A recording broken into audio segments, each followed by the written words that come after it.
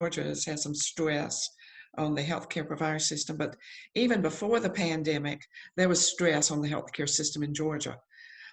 Many people are insured. Georgia had turned away millions in Medicaid from the federal government over the past 10 years. I believe something like 17 rural hospitals in Georgia have shut down, and we have counties now without doctor, not a doctor in that county. Can you speak to what you would advocate doing if you get to the House as far as health care? Um, I know that it's going to be tough with Governor Kemp.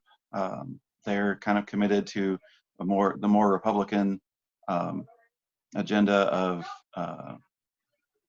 going after the Affordable Care Act and trying to make sure that it um, doesn't give people the help that it could give them.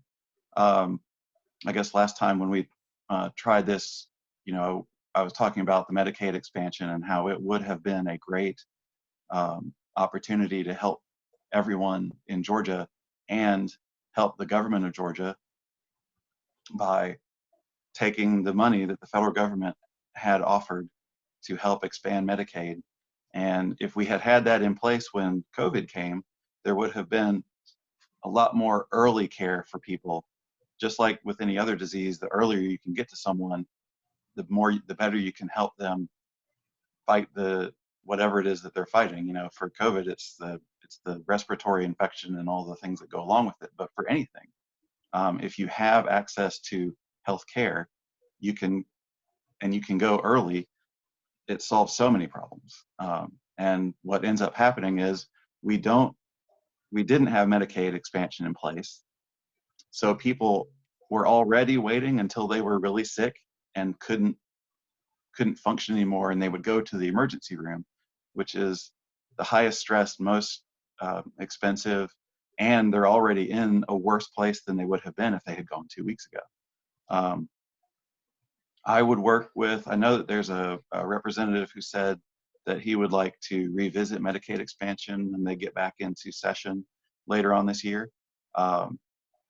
Assuming that that goes about the same way as it has gone before, then when we come back into session next January, if I'm lucky enough to be elected, I think that if I'm elected in this district, it'll be a signal that lots of other Democrats have gotten elected in lots of other districts.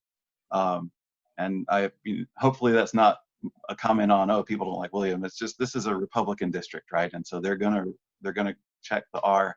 So I'm gonna have to work really hard to convince them to check next to the D. But if that's the case, there's going to be lots of Democrats under the Gold Dome, and that's going to be a hard thing for Governor Kemp to push back against. And so that's one reason that we need to be fighting everywhere. If we can win here in House District 21, we can win everywhere. And I believe we can. I believe it'll be tough, but I believe that we can do it. We can probably force Governor Kemp to put Medicaid expansion in, and possibly other options like a peach care. We don't have to wait for the federal government to give us health care. The citizens of Georgia can say, this was a terrible experience. And the reason it was a terrible experience is because we didn't have a good health care provision system in the state. And we could work on that.